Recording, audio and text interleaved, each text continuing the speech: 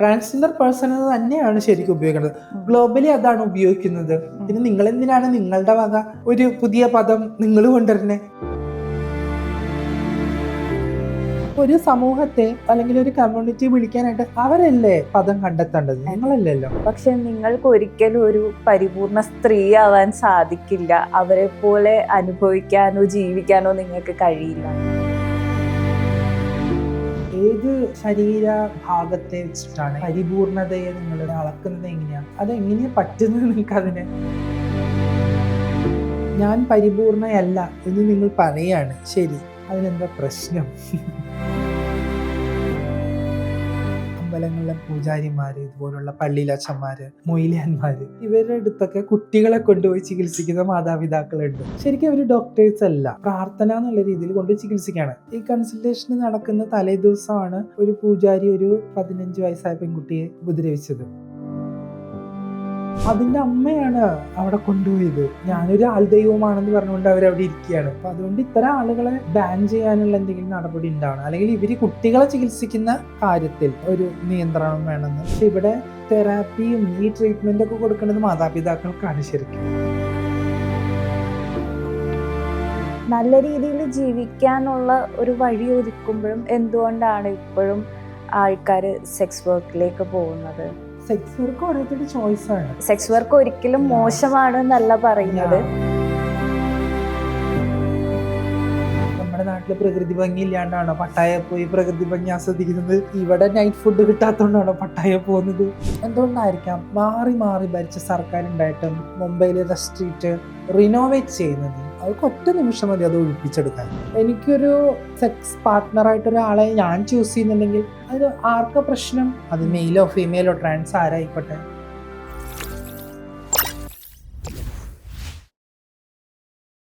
നമ്മളെ ഒത്തിരി മനുഷ്യരുണ്ട്, ആണായാലും പെണ്ണായാലും. എല്ലാ സ്ത്രീയും പുരുഷനും ഒരുപോലെ അച്ചിലിട്ട് വാർത്തവരല്ല. എല്ലാവർക്കും പലതരത്തിലുള്ള മാനസിക ശാരീരിക വൈവിധ്യങ്ങൾ ഉണ്ട്. നമ്മുടെ ആലോചനയിലും ചിന്തയിലും പ്രകടനത്തിലും എല്ലാം ആ വൈവിധ്യമുണ്ട്.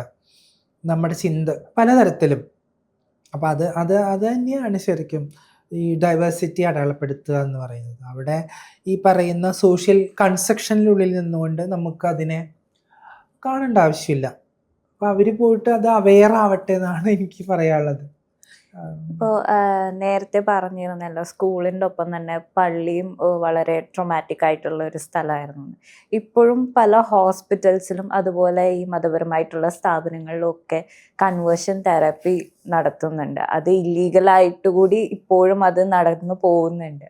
അപ്പോൾ അതെങ്ങനെയാണ് ട്രാൻസ് അല്ലെങ്കിൽ ക്വയർ ആയിട്ടുള്ള വ്യക്തികളെ അഫക്റ്റ് ചെയ്യുന്നത്? ശീതൾ അങ്ങനെ ഒരു കൺവേർഷൻ തെറാപ്പിക്ക് വിധേയമായിട്ടുണ്ടോ? ഞാൻ പണ്ട് ഇപ്പം എൻ്റെ വീട്ടിലിങ്ങനെ ഇഷ്യൂ ഉണ്ടായപ്പോൾ പണ്ട് പറഞ്ഞിട്ടുണ്ട്, ഇങ്ങനെ ധ്യാന കേന്ദ്രത്തിൽ കൊണ്ടുവന്നിരുത്തണം, ഡോക്ടറെ അടുത്തു നിന്നൊക്കെ ഗുളിക കഴിച്ചിട്ടൊക്കെ ഉണ്ട്. ശരിക്കും ഇപ്പോഴും അങ്ങനത്തെ സ്ഥലങ്ങളുണ്ട്. ഇപ്പം ഞാൻ ഒരു ചൈൽഡ് ഡെവലപ്മെൻറ്റ് പ്രോഗ്രാമുമായി ബന്ധപ്പെട്ട് ഒരു ഈ അഡ്വക്കേറ്റ്സ് ഗ്രൂപ്പ്സിൻ്റെ ഒരു പ്രോഗ്രാം ഉണ്ടായിരുന്നു ഒരു 2 ആഴ്ച മുമ്പ്.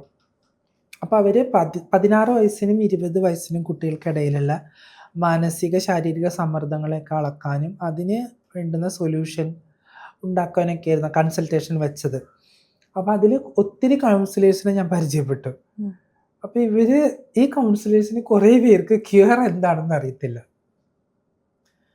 ഇപ്പോൾ ട്രാൻസ് വ്യക്തികളുടെ ഐഡൻറ്റിറ്റി, അവരുടെ ശരീരം, അവരുടെ മനസ്സ്, ഇതിനെക്കുറിച്ച് പഠിക്കുന്ന പുസ്തകം ഏതാണ് ഔദ്യോഗികമായി ലോകത്ത്? ഇത് പലർക്കും അറിയത്തില്ല. അപ്പോൾ WHO ഔദ്യോഗികമായിട്ട് ഇറക്കിയിട്ടുള്ള പുസ്തകമാണ് ട്രാൻസ്ജെൻഡർ പ്രൊഫഷണൽ ഹെൽത്ത് എന്ന് പറഞ്ഞിട്ട് ഒരു പുസ്തകം. അതാണ് ശരിക്കും നമ്മുടെ ശരീരത്തെയും ബോഡിയെക്കുറിച്ചൊക്കെ പഠിപ്പിക്കുന്ന പുസ്തകം. അപ്പോൾ ഇതൊന്നും പലർക്കും അറിയില്ല കൗൺസിലേഴ്സിന്. അവർ സൈക്കോളജിസ്റ്റും സൈക്കാട്രിസ്റ്റൊക്കെയാണ് ഒത്തിരി പേര്. എനിക്ക് ഭയങ്കര അത്ഭുതമായി. ഇവരൊക്കെ ആണെങ്കിൽ നമ്മുടെ ആളുകളെ ചികിത്സിച്ചിട്ടുണ്ടെന്നും പറയുന്നുണ്ട്, ക്യൂർ ആളുകളെ. അപ്പം ശരിക്കും ആരോഗ്യ മേഖലയിൽ ഒരു മാറ്റം വന്നാൽ ഇത്തരം ക്ലിനിക്കുകൾ, ഇപ്പം ഞാനതിൽ ആ കാര്യത്തിൽ പ്രധാനപ്പെട്ട എൻ്റെ ഭാഗത്തുനിന്നുള്ള ഒരു ആശങ്കയും എൻ്റെ ഭാഗത്തുള്ള നിർദ്ദേശം ഞാൻ പങ്കുവച്ചത് ഇങ്ങനെയായിരുന്നു.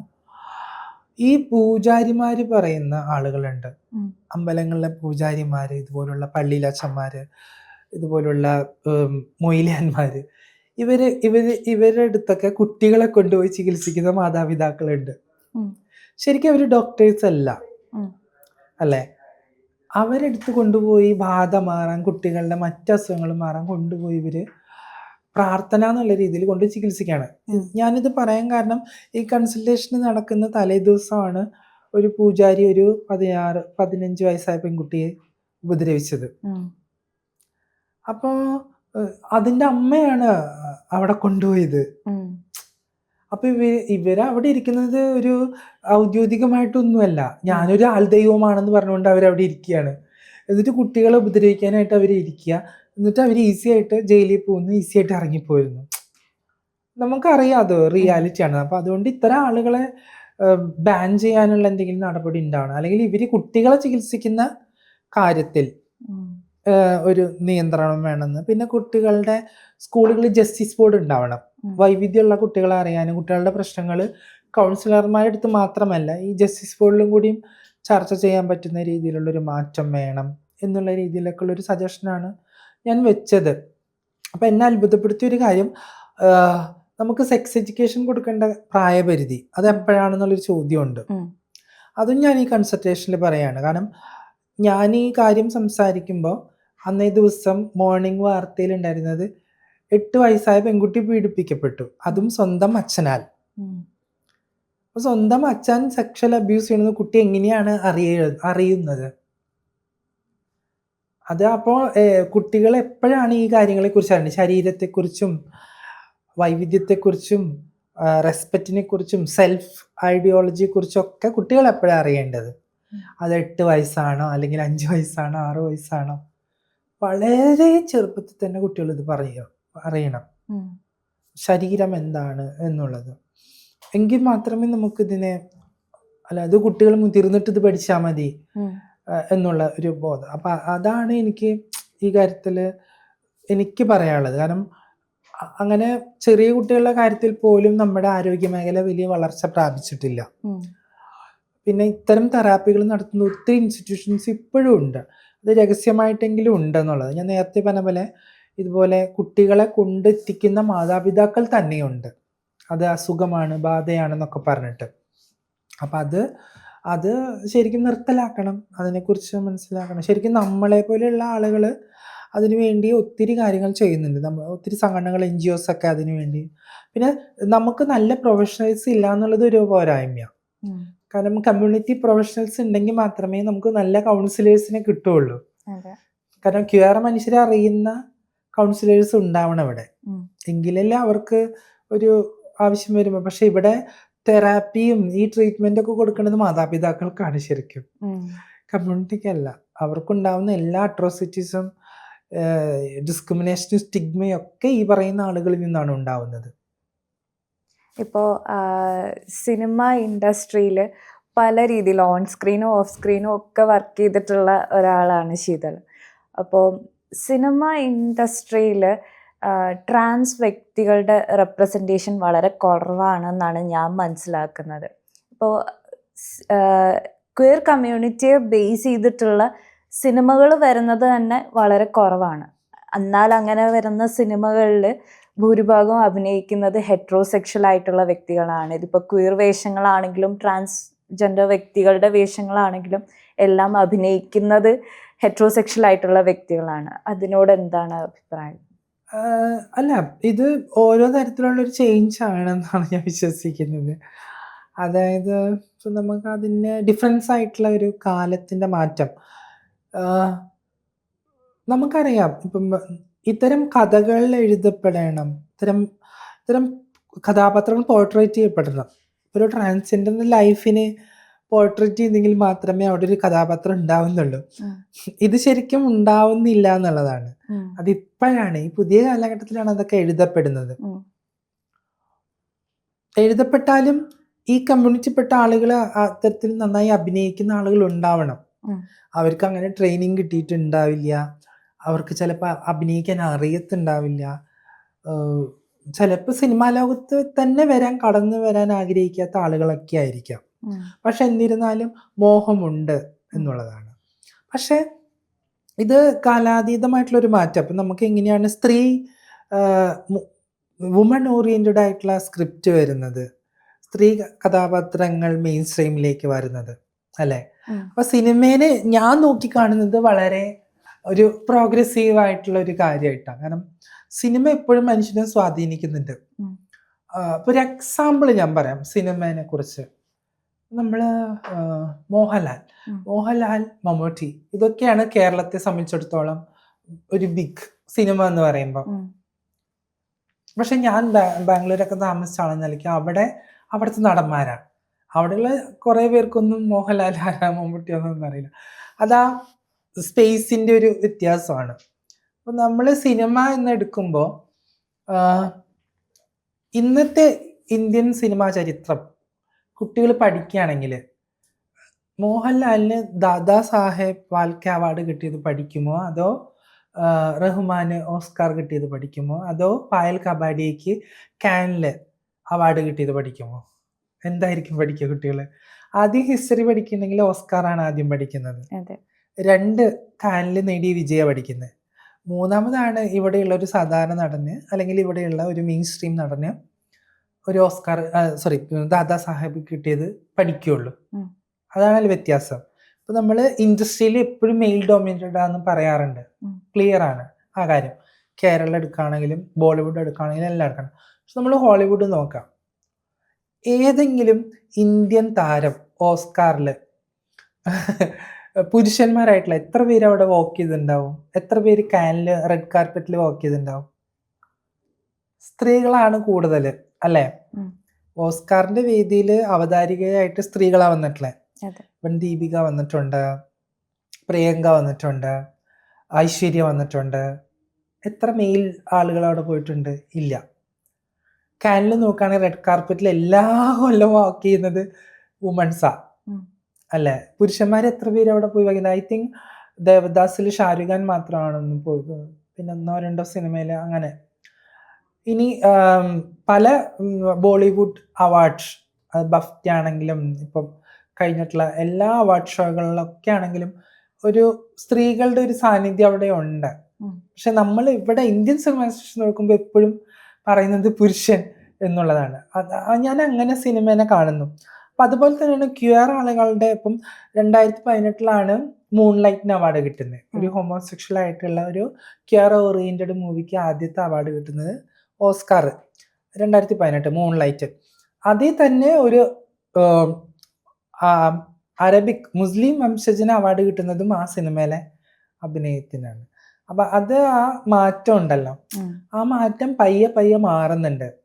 പിന്നീട് ഇങ്ങനെയുള്ള ക്യൂർ ആളുകളുടെ സിനിമകൾ എഴുതപ്പെടുന്നു. അപ്പം നമ്മളിവിടെ മുംബൈ പോലീസ് പോലൊരു സിനിമ പൃഥ്വിരാജ് അഭിനയിക്കുമ്പോൾ ഭയങ്കര പ്രശ്നമുണ്ടെന്ന് ഇവർ പറഞ്ഞുകൊണ്ടിരിക്കുക. ജയസൂര്യൻ പറയുന്നുണ്ട് എനിക്ക് പ്രശ്നമുണ്ടെന്ന്. പക്ഷെ കോൾ മീ ബൈ നെയിം സിനിമ തിമോത്തി ഷാംലെറ്റ് എന്ന് പറയുന്ന നല്ലൊരു നടൻ ചെയ്യുമ്പോൾ അയാൾ എവിടെയും പറഞ്ഞിട്ടില്ല എനിക്ക് പ്രശ്നമുണ്ടെന്ന്. അപ്പം ഇവരുടെ ഉള്ളിൽ അല്ലെങ്കിൽ ഇത്തരം കഥ തിരഞ്ഞെടുക്കുന്ന ആർട്ടിസ്റ്റിൻ്റെ ഉള്ളിൽ ഈ പറയുന്ന ഫോബിയ ഉണ്ട്. അവരൊരു കഥാപാത്രമായിട്ടല്ല കണ്ടിരിക്കുന്നത്, അതെന്തോ ഭയങ്കര സംഭവമാണ് എന്നുള്ളതാണ് ഇവരിവിടെ പറഞ്ഞുകൊണ്ടിരിക്കുന്നത്. മനസ്സിലായോ? അപ്പം അതാണ് ശരിക്കും നമ്മുടെ സിനിമാ ലോകത്തിലുള്ള വ്യത്യാസം. അത് പല രാജ്യങ്ങളിൽ അതിൻ്റെ വ്യത്യാസം നമുക്ക് കാണാൻ സാധിക്കും. അത് തന്നെയാണ് ക്യൂർ സിനിമകളുടെ കാര്യത്തിലും. ഇപ്പോൾ ക്യൂർ കാസ്റ്റിംഗ് എന്ന് പറഞ്ഞ ഒരു ട്രെൻഡ്, അത് തമിഴ്നാട്ടിലുള്ള നേഹ സംസ്ഥാന അവാർഡ് നേടിയിട്ടുള്ള ആദ്യത്തെ ട്രാൻസ് വുമണാണ്. തമിഴ്നാട്ടിലെ കാര്യമാണ്. കേരള സംസ്ഥാന അവാർഡ് നേടിയിട്ടുള്ള വ്യക്തിയാണ് അവൾ. അപ്പോൾ നേഹയുടെ കുറച്ച് ഗ്രൂപ്പ്സും ചേർന്നാണ് ക്യൂർ കാസ്റ്റിംഗ് എന്ന് പറഞ്ഞ മെത്തേഡ്. അപ്പോൾ ക്യൂർ റോള് നിങ്ങൾ എഴുതുകയാണെങ്കിൽ ഞങ്ങൾക്ക് റോള് തരുമോ എന്ന് പറയുന്നുള്ള ചോദ്യം ഉന്നയിച്ചുകൊണ്ടിരിക്കുക അവർ. പക്ഷെ എനിക്ക് തോന്നുന്നു നമുക്ക് അത്തരം റോളുകൾ ഉണ്ടാവണം, അവർക്ക് അഭിനയിക്കാനുള്ള അവസരങ്ങൾ ഉണ്ടാവണം, അവരെയും കാസ്റ്റ് ചെയ്യപ്പെടണം. അതാണ് എനിക്ക് പറയാനുള്ളത്. കാരണം ഇപ്പം നമ്മൾ എന്തൊക്കെ പറഞ്ഞാലും ഈ പറയുന്ന സിനിമ എന്ന് പറയുന്നത് ഒരു എൻ്റർടൈൻമെൻറ്റാണ്. അവിടെ ഇപ്പോൾ ഒരു ട്രാൻസ്ജെൻഡറിനെ എടുത്തിട്ട് ഒരു സിനിമ ഉണ്ടാക്കണം എന്നൊന്നും ആരും ആഗ്രഹിക്കില്ല. അവർക്കൊരു റോള് കൊടുത്തത് കൊണ്ട് സിനിമ വിജയിക്കുമെന്നോ ഒന്നൊന്നും ആഗ്രഹിക്കുന്ന ആളുകൾ വളരെ കുറവുണ്ടാവുള്ളൂ. പക്ഷേ അങ്ങനത്തെ നരേഷനുള്ള സിനിമകൾ പലപ്പോഴും ഉണ്ടായിട്ടുണ്ട്. ഇപ്പം നമുക്കറിയാം ഋതുപർണ ഘോഷ് ഇവൻ എത്ര സിനിമകൾ ചെയ്ത ആളാണ്. ഇവൻ ഐശ്വര്യ റായിനെ വെച്ച് വരെ സിനിമ ചെയ്ത ഒരു ട്രാൻസ് വ്യക്തിയാണ്. പക്ഷെ അദ്ദേഹത്തിന്റെ അവസാന സമയത്താണ് അദ്ദേഹത്തിന്റെ ഐഡന്റിറ്റി അദ്ദേഹം തുറന്നു പറയുന്നത്. അദ്ദേഹത്തിന്റെ അവസാന സിനിമ ചിത്രാംഗത അദ്ദേഹത്തിന്റെ സിനിമയാണ്, അദ്ദേഹത്തിന്റെ കഥയാണ്. പക്ഷെ അദ്ദേഹത്തെ പോലെ ഒരു സംവിധായകനെ അംഗീകരിക്കാൻ ഇന്ത്യൻ സിനിമാ ലോകം എത്ര ബുദ്ധിമുട്ടിയെന്ന് അറിയാമോ? അദ്ദേഹത്തിന്റെ മരണശേഷമാണ് അദ്ദേഹത്തെ പുകഴ്ത്തിക്കൊണ്ടിരുന്നത്. അദ്ദേഹം ജീവിച്ചിരുന്നപ്പോൾ അദ്ദേഹത്തെ ഒത്തിരി സ്ഥലങ്ങളിൽ അദ്ദേഹത്തിന് ഇഗ്നോറൻസ് നേരിടേണ്ടി വന്നിട്ടുണ്ട്. അത് അദ്ദേഹം പറഞ്ഞിട്ടുണ്ട്. ഇപ്പോൾ കേരളത്തില് ഒരുപാട് ട്രാൻസ്ജെൻഡേഴ്സിന് വേണ്ടിയിട്ട് പല പോളിസികളും പദ്ധതികളും ഇവിടെ കൊണ്ടുവരുന്നുണ്ട്. അപ്പോൾ അങ്ങനെ നല്ല രീതിയിൽ ജീവിക്കാനുള്ള ഒരു വഴി ഒരുക്കുമ്പോഴും എന്തുകൊണ്ടാണ് ഇപ്പോഴും ആൾക്കാർ സെക്സ് വർക്കിലേക്ക് പോകുന്നത്? അല്ല, ഇതിപ്പം സെക്സ് വർക്ക് ഓരോരുത്തരുടെ ചോയ്സ് ആണ്. സെക്സ് വർക്ക് ഒരിക്കലും മോശമാണ് എന്നല്ല പറയുന്നത്, അത് സമൂഹത്തിൽ നിന്നുള്ള ഒരു ചോദ്യം കൂടിയാണ്. എന്തുകൊണ്ടാണ് ഇങ്ങനെ സെക്സ് വർക്കിലേക്ക് പോകുന്നത് എന്ന് ചോദിക്കേണ്ടി വരുന്നത് നമ്മുടെ ഉള്ളിൽ ആ ടാബ് ഉള്ളത് കൊണ്ടാണ്.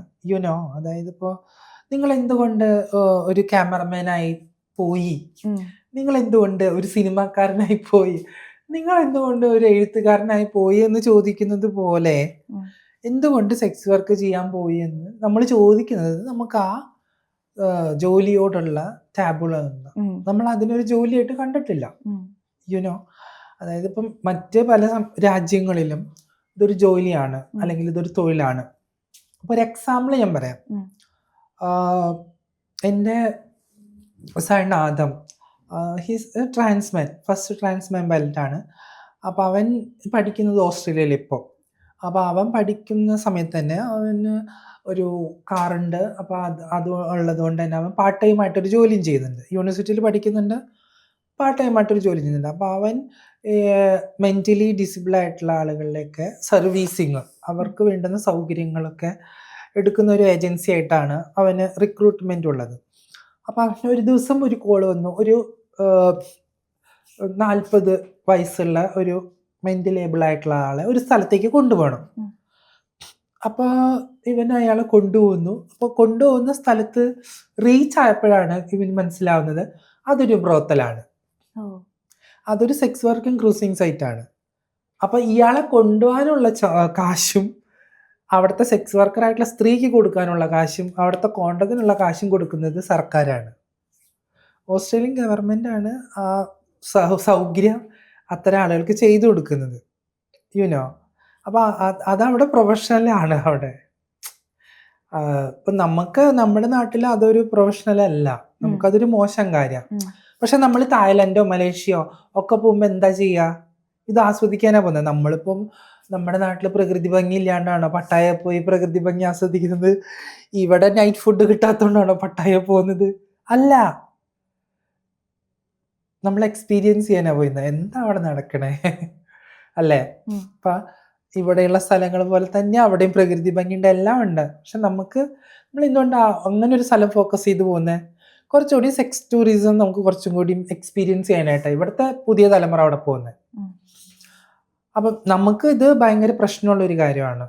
ഒരു തെരുവിലൊരു സെക്സ് വർക്കർ നിന്ന് സെക്സ് വർക്ക് ചെയ്യുന്നത് നമുക്ക് ബുദ്ധിമുട്ടാണ്. അതുകൊണ്ടാണ് നമുക്കതൊരു പ്രശ്നമാവുന്നത്. പക്ഷെ അവർ ഏൺ ചെയ്യുന്നുണ്ട്, അവർ ജീവിക്കുന്നുണ്ട്, അല്ലേ?